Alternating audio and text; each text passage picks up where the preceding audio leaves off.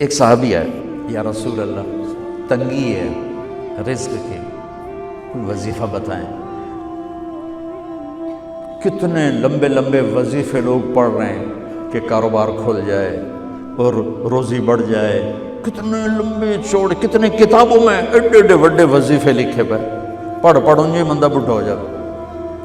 میں قربان جاؤں یا رسول اللہ آپ کی شفقتوں پر، آپ کی رحمتوں پر، سنو یہ کرو، میری بات نہیں ہے، میرے نبی کی بات ہے۔ تجربے کی وجہ سے کرو گے تو کچھ نہیں ملے گا، یقین سے کرو گے تو دروازے کھلتے دیکھو۔ کہ یا رسول اللہ ارید ان یوسع علی رزقی، میں چاہتا ہوں میری روزی کھل جائے۔ تو آپ نے کہا ادم علی الطہارہ یوسع علیک رزقک، تو باوضو رہا کر تیرا رزق کھل جائے۔ کوئی زور لگتا ہے وضو؟ تمہارے ہاں تو سردی ہوتی ہی کوئی نہیں کہ بھئی ٹھنڈا پانی ہے کیسے وضو، یہ تو ہمارے لیے مسئلہ ہے کہ بھئی ٹھنڈا پانی ہے کیسے وضو کرو۔ وہ ہمارے گاؤں کا مراسی مجھے مل گیا، میں نے کہا چل نماز پڑھے گی، نہیں جی میاں جی سردی بڑی نہ لے جاؤں، سردی بڑی، مراسیوں کو سردی زیادہ لگتی ہے۔ میں نے کہا نہیں آج تک نماز پڑھا کے چھڑنا ہے۔ میں اس کو لے کے جب وہ ٹوٹی پہ بیٹھا نا، جو ہی ہاتھ پہ پانی، اوہ حالے ہو ٹھنڈا پانی، اوہ حالے ہو ٹھنڈا پانی۔ تمہارے لیے تو یہ مسئلہ بھی نہیں کہ ٹھنڈا پانی۔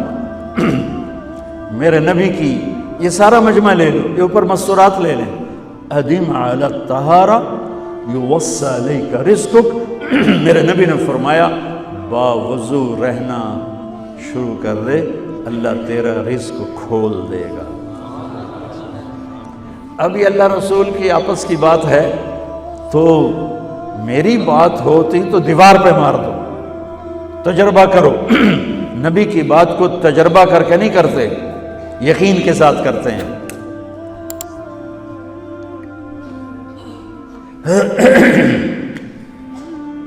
ادم علی الطہارہ یوسع علیک رزقک، باوضو رہا کر۔ اچھا باوضو رہنے کے اور فائدے، اللہ پیار کرتا ہے، شیطان ڈرتا ہے، اور وضو ہوگا تو نماز آپ ہی پڑھی جائے گی، چلو یار وضو ہے 4 فرض ہی پڑھ لو گی۔ ایک دفعہ شیطان آیا ہمارے نبی سے ملنے، تو آپ نے اس سے پوچھا تیرے دشمن کتنے؟ کہنے لگا 15۔ آپ نے فرمایا کون کون ہے؟ کہنے لگا پہلا تو تھوڑا ہی نمبر ہے، پہلا نمبر تو تھوڑے نال میرا لگو ہے۔ پھر کہنے لگا وہ مسلمان جو 24 گھنٹے باوضو رہتا ہے وہ میرا بڑا دشمن ہے۔ جو باوضو رہتا ہے اور باوضو سوتا ہے، ایک فرشتہ اس کے لیے بندگی کا ثواب لکھتا رہتا ہے۔ خیر واپس آتا ہوں، میرے نبی نے فرمایا 4 باتیں لے لو اور دنیا بھی تمہاری آخر، ساری PIA زندہ ہو جائے گی، ساری اکانومی زندہ ہو جائے گی، ساری معیشت زندہ ہو جائے گی۔ 5 بھی نہیں، ایک انگلی بھی آپ نے نیچے کر دی کہ یہ بس اتنی لے لو۔ حفظ و امانت، صدق حدیث، حسن خلیقت، عفت فی طعمت۔ کیا خوبصورت! ساری زندگی کسی کو دھوکہ نہ دینا، دیانت داری۔ میرے ملک کے ادارے کیوں ڈوب گئے؟ دیانت نکل گئی، کھوٹ آ گئی، دھوکہ آ گیا۔ میرے نبی نے کہا حفظ امانت، کبھی امانت میں خیانت نہ کرو، صدق حدیث، کبھی جھوٹ نہ بولنا، ہمیشہ سچ بولنا۔ میرے نبی نے فرمایا میرا امتی ہر گناہ کر سکتا ہے، 2 نہیں کر سکتا، ایک جھوٹ کبھی نہیں بولے گا، ایک دھوکہ کبھی نہیں دے گا۔ میرے نبی کی 2 صفتیں ہائی لائٹ ہوئیں، صادق اور بولو کیا ہیں؟ کوئی اور بھی تو ہو سکتی تھی، جس سے مشہور کیا، کعبہ قوسین بھی تو ہے، اور ادنا بھی تو ہے، واللیل بھی تو ہے سیاہ زلفوں والا، والضحیٰ بھی تو ہے روشن چہرے والا۔ کس سے مشہور کیا؟ صادق امین۔ اگر آپ مجھ سے سوال کرو، میں ممبر رسول پہ بیٹھا ہوں کہ مولانا صاحب سارے دین کو 2 لفظوں میں بتاؤ، ساری شریعت کو، تو میرے پاس دو لفظ ہیں، سچائی اور امانت داری۔ آپ مجھ سے سوال کرو مولانا صاحب ساری دنیا کے کفر کو بتاؤ، تو میرے پاس دو لفظ ہیں، جھوٹ اور دھوکے بازی۔ جھوٹ اور خیانت، پوری دنیا کا کفر ان کے اندر چھپا ہوا ہے۔ سچائی اور دیانتداری، پوری دنیا کا اسلام اس کے اندر چھپا ہوا ہے۔ دیانت اور سچائی یہ بیج کی طرح ہے، اور پورا اسلام پھر باغ بن کے پھلتا پھولتا ہے۔ جھوٹ اور دھوکہ یہ بھی بیج کی طرح ہے، پھر اس سے کفر کا جنگل کانٹوں بھرا جنم لیتا ہے۔ میرے معاشرے سے جھوٹ نکل جائے، دھوکہ نکل جائے، یہ پاکستان جنت کا ٹکڑا ہے۔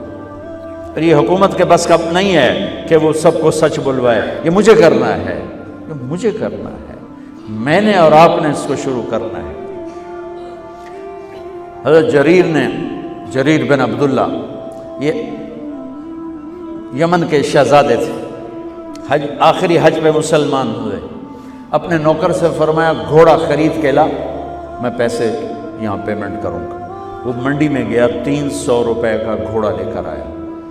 جب انہوں نے گھوڑوں کو دیکھا تو وہ قیمتی تھا، مالک کو پتہ نہیں تھا، اور یہ گھوڑوں کی نسل کے پہچاننے والے اس سے کہنے لگے تیرے گھوڑے کے 400 کر دوں؟ کر دوں۔ بڑا حیران ہو کے دیکھنے لگا، بھائی کیوں؟ آپ تو مجھے چیز خریدنی ہے تو میں گھٹاتا ہوں، اور اجمل نے بیچنی ہے تو یہ اس کی قیمت بڑھاتا ہے، اور یہاں خریدار کہہ رہا ہے 400 کر دوں؟ وہ کہنے لگے کر دو۔ 500 کر دوں؟ کہنے لگا کر دو۔ 600 کر دوں؟ وہ تھوڑا تھوڑا گھبرانے لگا، بھائی یہ چکر کی ہے۔ 700 کر دوں؟ 800 کر دوں؟ وہ کہنے لگا حضور تسی لینا تو لو، پر میرا مذاق تھا نا، تسی اڑاؤ، کدی لین والے بھی پیسے بتائے، تسی میں نے 300 دے میں جاواں، کہنے کہ اس کو 800 دے دو اور گھوڑا باندھ دو۔ وہ حیران خوشی سے چھلانگے مارتا ہوا گیا۔ تو جب وہ چلا گیا تو نوکر نے پوچھا میں جب 300 میں سودا کر کے آیا تھا تو 500 کس خوشی میں بڑھائے؟ فرمایا میرے بھائی اس کے گھوڑے کی قیمت 800 تھی، 300 نہیں تھی، اور میں نے نبی کے ہاتھوں میں ہاتھ دے کے یہ وعدہ کیا تھا زندگی بھر کسی کو دھوکہ نہیں دوں گا، سب کی خیر خواہی شامل۔ تو بھائیو میرے اداروں میں کس ٹیلنٹ کی کمی نہیں،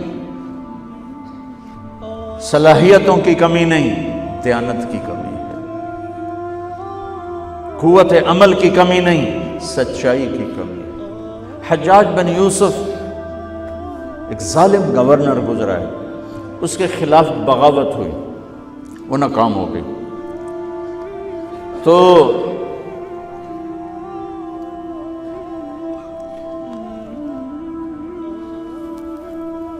کوفہ میں ایک بزرگ رہتے تھے، ان کے بیٹے اس بغاوت میں شریک تھے۔ وہ چھپتے چھپاتے کئی سال کے بعد واپس آتے، ابن خراش ان کا نام تھا۔ ان کی سچائی مشہور تھی کہ ابن خراش جھوٹ نہیں بولتا۔ حجاج کو پتہ چل گیا سی آئی ڈی سے کہ آ گئے، تو اس نے کہا آج ابن خراش کا امتحان ہوگا۔ اس کو کھانے پہ بلایا، عنوان ہی نہیں بنایا تفتیش کا، کھانے پہ بلایا اور کھانا شروع ہو گیا۔ باتوں باتوں میں کہتا ہے ابن خراش آپ کے بیٹے ہمارے خلاف لڑ کے بھاگ گئے تھے، کوئی پتہ؟ تو ابن خراش ہنس پڑے، کہنے لگے حجاج زندگی موت تو اللہ کے ہاتھ میں ہے، گھر آئے بیٹھے۔ تو اس نے کہا تیری سچائی کو سلام کرتا ہوں، اگر تو جھوٹ بولتا یہیں تیرا سر اتارتا، پھر تیرے بیٹوں کا چاہو سلام ہے تیری سچائی کو، تیرے بیٹے تجھے مبارک ہوں، مسلمان جھوٹ نہیں بولتا۔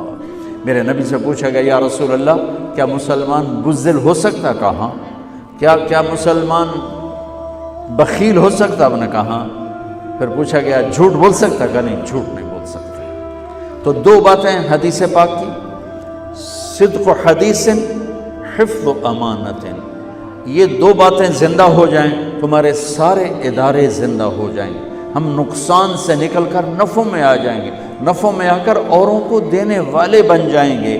اس ملک میں اتنے خزانے اللہ نے چھپائے ہیں، اور اس ملک میں اتنے اللہ نے استعداد والے لوگ پیدا فرمائے ہیں، صرف 2 چیزوں سے ہم مار کھا رہے ہیں، ہمارے جو ادارے ڈوب رہے ہیں، وہ گلگت سے لے کر گوادر تک، اس میں وسائل کی کمی نہیں، سچائی کی کمی ہے، دیانتداری کی کمی ہے، اور یہ ریلیٹڈ ہے رب ہونے کے ساتھ کہ ہم نے اللہ کے رب ہونے میں شک کیا تو ہم غلط راہوں پہ چل پڑے۔ رب تو اللہ ہے، دینے والا تو اللہ ہے۔